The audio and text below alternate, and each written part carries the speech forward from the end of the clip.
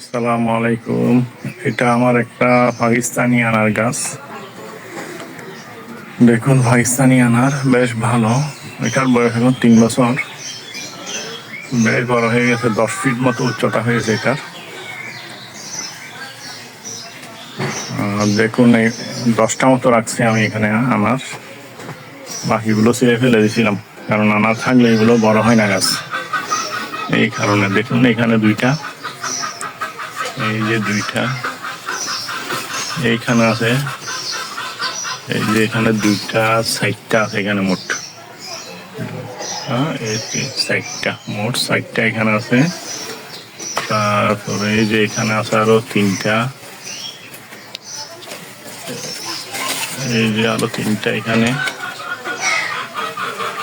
তারপরে এই যে সব সাইডে বড়টা এখানে, এখনো কালার আসে নাই।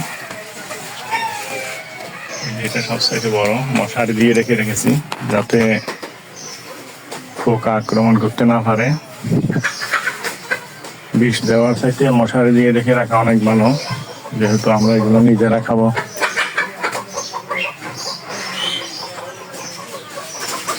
যারা আনার চাষ করবেন তারা এভাবে মশারি দিয়ে রেখে রাখতে পারেন, তাতে করে আপনাকে বিষও প্রয়োগ করতে হবে না,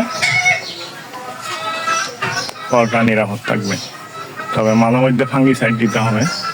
যখন ছোট ছিল আমি 2বার ফাঙ্গিসাইড দিয়েছিলাম 1 মাস পর পর। এখন অবশ্য আর কিছু দিই না।